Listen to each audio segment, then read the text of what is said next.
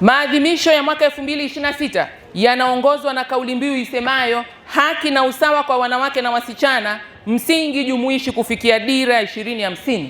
Na hii inatuhimiza kuendelea kuhakikisha kuwa wanawake na wasichana wote kama ilivyo kwa wanaume na wavulana wote wanapata haki na fursa sawa katika jamii. Aidha, kauli mbiu hii ni moja ya malengo ya dira ya taifa ya maendeleo kufikia 2050. Kwa hiyo, uwekezaji kwa wanawake na wasichana haupaswi kuonekana kama hisani, bali ni mkakati muhimu wa kujenga taifa lenye usawa, ustawi na maendeleo jumuishi. Ndugu wananchi, serikali ya awamu ya 6 chini ya uongozi mahiri wa Mheshimiwa Daktari Samia Suluhu Hassan, Rais wa Jamhuri ya Muungano wa Tanzania, imewekeza katika kuleta usawa wa kijinsia nchini ili wanawake na wanaume washirikiane bega kwa bega kuleta usawa na maendeleo ya jamii. Aidha, serikali imeendelea kuchukua hatua za kukabiliana na changamoto za kihistoria za wanawake katika uwezeshwaji kiuchumi na kukabiliana na ukatili wa kijinsia. Leo ninapozungumza nanyi hapa Geita, nataka ieleweke wazi kabisa kwamba uwezeshaji wa wanawake si kauli ya kisiasa tu, bali ni ajenda ya kitaifa inayotekelezwa kwa vitendo, kwa fedha halisi na kwa matokeo yanayoonekana. Na serikali kupitia mamlaka za serikali za mitaa, nyie ni mashahidi, mikopo isiyo na riba kwa wanawake, vijana na watu wenye ulemavu inatolewa. Na hapa mmesikia takwimu mbalimbali kwamba kufikia Disemba 2025, miaka 5 imepita, Dr. Samia Suluhu Hassan, Rais wa Jamhuri ya Muungano wa Tanzania, amewaongoza wanawake katika kuratibu na kuimarisha mikopo hii, ambapo leo tunasoma namba ifuatayo: jumla ya shilingi bilioni 323 zimetolewa kwa vikundi 35,526 vya walengwa hawa. Makofi tafadhali. Na fedha hizo, kati ya fedha hizo shilingi bilioni 159.8 zimenufaisha vikundi 19,959 vya wanawake, na kwa mkoa wa Geita pekee, yani hapa Geita, zaidi ya shilingi bilioni 4.8 zimetolewa kwa wanawake, na wanawake wengine wako hapa. Wanawake, piga makofi kwa ajili yenu. Vijana mmepata, piga makofi vijana. Na watu wenye ulemavu nao wamepata, piga makofi tafadhali. Na mnajua kwamba mikopo hiyo si mingine bali ni rejesho la 10% ya pato la ndani la halmashauri, na fedha hizi zimekwenda kuzalisha biashara, zikafungua ajira na kuinua kipato cha familia.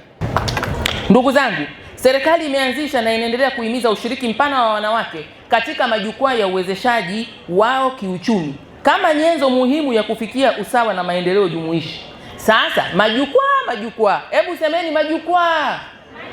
Majukwaa yanatakiwa yawe kila mtaa, yawe kila kijiji, yawe kila kata, yawe kila wilaya, yawe kila mkoa.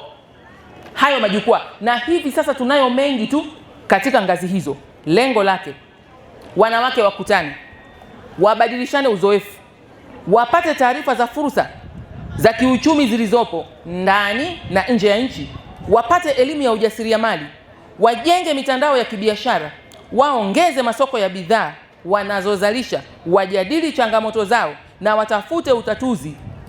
Hapa ni mahali ambapo wanawake, kifupi, wanajadili ajenda zote zinazowahusu kama walivyowahi kuziazimia mwaka 1995 kwenye mkutano mkuu wa wanawake duniani kule Beijing. Na mwanamke akikaa kwenye haya majukwaa ataongeza uelewa na maarifa kuhusu malezi na makuzi ya watoto. Pia Naibu Waziri wa Zanzibar amesema hapa ajenda ya malezi na makuzi, kuimarisha familia. Hapa napo utapata mbinu zote. Wewe unakatiliwa huko nyumbani, familia yako ina mgogoro, ina changamoto nyingi, hii ndio center ambapo pale utakutana na wataalamu wanayoyahudumia haya majukwaa, watakuonyesha njia ya kupita. Kama ni msaada wa kisheria, wewe utaupata hapo. Sasa mimi wanashangaa, napokea message kutoka sijui kijiji gani huko, Waziri Gwajima, mimi niko hapa, mirathi yangu mawifi wamechukua, mashemeji wamechukua, sijui wanataka kunirithi niwe mke wa pili. Mimi namuuliza, uko kwenye jukwaa la wanawake la uwezeshaji kiuchumi, halijui? Si majanga haya jamani? Kwa hiyo lazima wanawake tujue kwamba hata kama wewe huendi kukopa hela kwenye hilo jukwaa, basi ujue wewe utapata faida nyingi sana kwa kuwa mshirika wa haya majukwaa ya uwezeshaji wanawake kiuchumi. Humo humo utajua na masuala mengine ya kupambana na ukatili wa kijinsia, nini ufanye. Utaenda kuwaelimisha wengine, utajengewa uwezo wa uongozi na uraia na kulinda tunu za taifa letu. Aidha, utaunganishwa na fursa, utaelimika, kila uwezo utapewa na utakuwa muhimili imara wa uchumi wa familia yako na taifa kwa ujumla, na baadaye utakuwa kiongozi mzuri wa kuweza kuwaongoza wengine. Na wasihi sasa wanawake wote mkajiunge katika vikundi vya maendeleo ya wanawake na kuhakikisha vikundi vyenu vinasajiliwa katika mamlaka za serikali za mitaa na kutambuliwa rasmi, kisha sasa mtoke mkajiunge kwenye jukwaa la uwezeshaji wanawake kiuchumi na muanze safari yenu ya kunufaika. Kwa ndugu zangu wa Women Leadership Forum, nashukuru sana mmekiri kuibeba ajenda hii na kuisukuma mbele. Nawapongeza sana, kwani sasa kupitia nyie ambao mmetoka kwenye mitandao mbalimbali ya kijamii katika nchi yetu hii na mmeweza kugombea uongozi kupitia tiketi mbalimbali, kuja kwenu hapa mmethibitisha kwamba hata hii siku ya wanawake duniani, hata haya majukwaa ya uwezeshaji kiuchumi wanawake sio ajenda ya kisiasa, ni ajenda ya maendeleo. Tunatarajia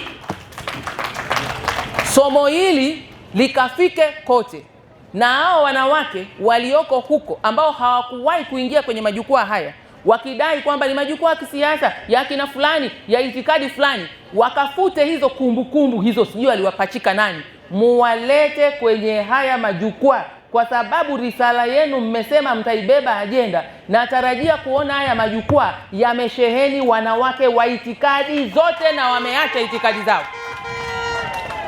Majukwaa oye! Ili sasa tukiwa tunakwenda kwenye mikutano ya dunia kusimulia yale ambayo tuliyaahidi kule Beijing, waone Tanzania ni nchi ya mfano inayowaunganisha wanawake kupitia majukwaa ya uwezeshaji kiuchumi na kupitia siku ya wanawake duniani. Tufute zile zama zilizopita kwamba ni sikukuu ya itikadi na majukwaa ya itikadi. Haya ni majukwaa ya maendeleo na ni sikukuu ya maendeleo. Semeni majukwaa ya maendeleo. Sikukuu ya maendeleo. Sasa tunapotezana wapi? Yaani mimi wanachoka. Ndio waziri sasa mwenye dhamana ya wanawake. Wale kule wako huko na majukwaa yao, hawa huku wako kule na majukwaa yao, lakini wanataka maendeleo. Mwenye sera ya maendeleo mimi hapa, wale kule wanivuta huku na mwelekeo ule, hawa huku wako mwelekeo ule. Tutafika kweli 2050 wanawake? Tutafika hatufiki? Kwa hiyo wanawake lazima tujue tuna safari yetu moja, sambamba na ahadi za Beijing. Tunatakiwa mengine yote yanayotugawanya tuyaweke pembeni, tubebe ajenda moja, twende mbele. Ikifika wakati wa kwenda kusimulia kitu gani utawapelekea watu wako iwapo utakuwa kiongozi, hayo ndio majukwaa ya kisiasa ambayo hata uzoefu unaopata kwenye majukwaa utakusaidia kwenda kwenye majukwaa ya kisiasa, uongee, wakusikilize, wakuamini. Sasa kama uko pembeni kwenye hili darasa la mwenye sera ya maendeleo ya wanawake, una yako na mimi na yangu, tutakutana wapi? Mwanamke amka funguka. Sema mwanamke amka funguka. Tukutane kwenye majukwaa ya uwezeshaji wanawake. Asanteni sana. Tunaweza tukawa tunaendelea kiuchumi lakini tunapoteza mila na desturi. Sasa sijui tukifika kule mbele tumeshakuwa matajiri wote, tutakuwa na mila za nani? Hivi nyewe mmeshajiuliza?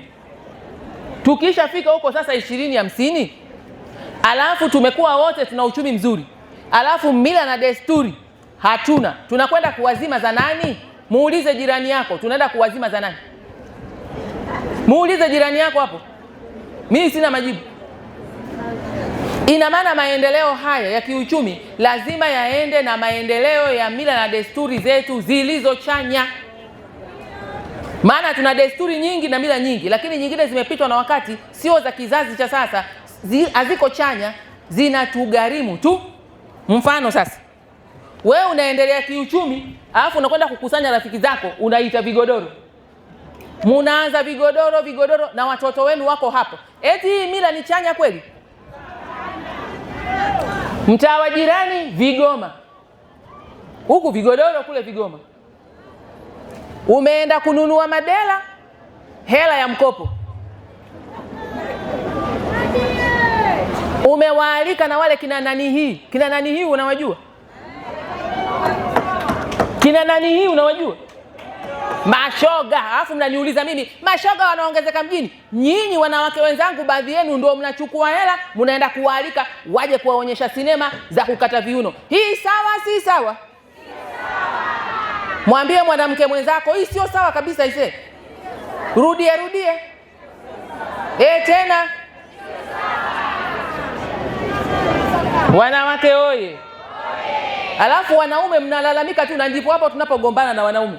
Manake wanaume nao hawapendi vigodoro, hawapendi hivyo vigoma, lakini wanakaa wanacheki hivi kwa mbali, utafikiri mbona hawachukui hatua. Wanaume mpo hampo? Wanaume unguruma. Mkachukue hatua kwanza, wake zenu wasio wanaitisha ngoma zisizoeleweka. Maana zinachochea mmomonyoko wa maadili. Watoto wanaona ni mambo ya kawaida. Mwisho wa siku tunakuja kuingia gharama kubwa sana kwa kurithi mila na tamaduni ambazo hazina tija. Ukeketaji. Hii imeshakuwa sio mila na tamaduni sasa, imeshakuwa ni biashara. Ukipeleka mtoto kukeketwa, anayemkeketa analipwa hela, sijui nani wa mila analipwa hela, sijui nani sherehe na kadi mnapeana. Ni sisi wanawake ambao tunatakiwa tuzivue hizi tabia na fikra hizi. Wangapi wanakwenda kuzivua hizi tabia na fikra hizi? Piga makofi kwa wanawake. Lakini na nyie wanaume msiturudishe nyuma. Manake nyie, mimi sioi ambaye hajakeketwa. Wanaume unguruma.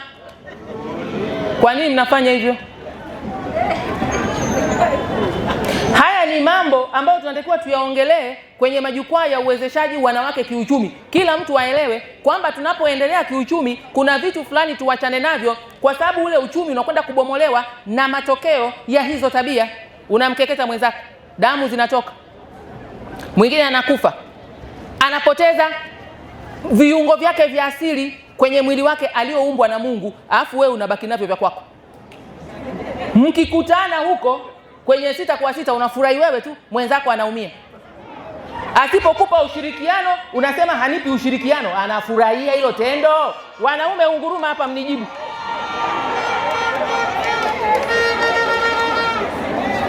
Hafurahi. Kila siku anakula antibiotic. Hospitali akienda kwenda kuzaa mtoto kachanika, Profesa Nagu yuko hapa, daktari. Tunaanza lete damu haitoshi, lete dawa hazitoshi. Yeye mwenyewe hana maendeleo ya kiuchumi, bima ya afya hana. Mwanamke huyo anatafuta maendeleo gani tunaotafuta? Nawe mwanaume unatusaidia kwa kutaka kuwaoa waliokeketwa, unaturudisha nyuma na unajua vizuri. Anapata upungufu wa damu huyo.